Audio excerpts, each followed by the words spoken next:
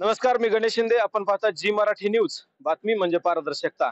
आपण पाहिलं असेल की बार्शीमध्ये सध्या एक वादळ उठलेलं आहे, ते म्हणजे गतिरोधक.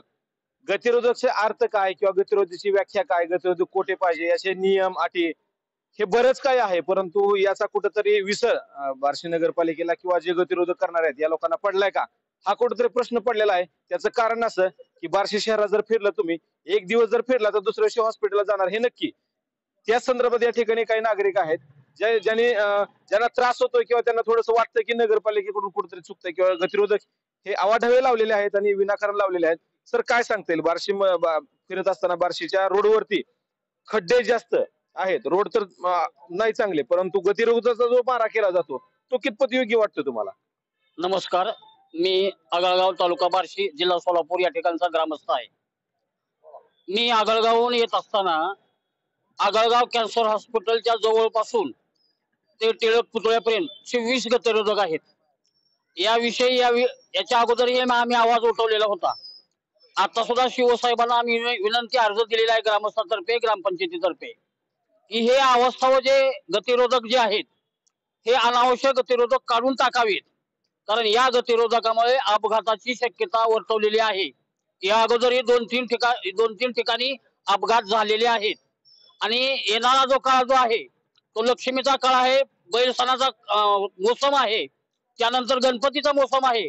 ये जा करणारी अनेक वाहनं म्हणा, ग्रामस्थ म्हणा, या रोडवरून ये जा करतात.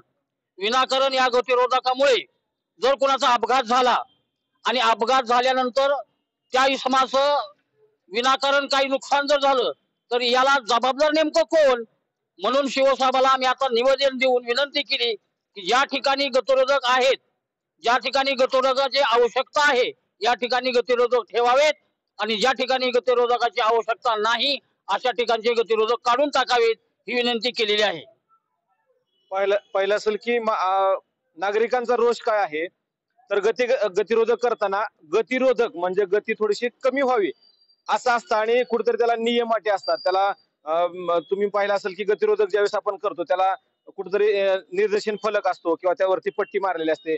जर नाईटला असेल तर त्यावरती देखील त्या ठिकाणी रिफ्लेक्शन फलक पाहिजे.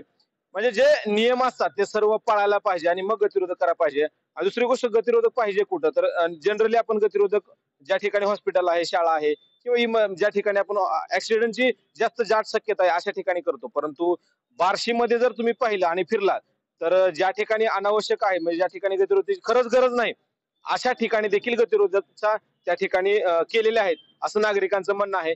आणि ज्यांना खात्री वाटत नाही अशा लोकांनी देखील गतिरोधकासाठी फिरावं आणि त्यांच्या लक्षात येईल की गतिरोधक अनावश्यक किती आहेत आणि गतिरोधक ज्या ठिकाणी अनावश्यक आहे त्या ठिकाणचे गतिरोधक काढावे अशी नागरिकांकडून विनंती केली जाते आहे. कॅमेरामॅन मी गणेश शिंदे, जी मराठी न्यूज, बार्शी.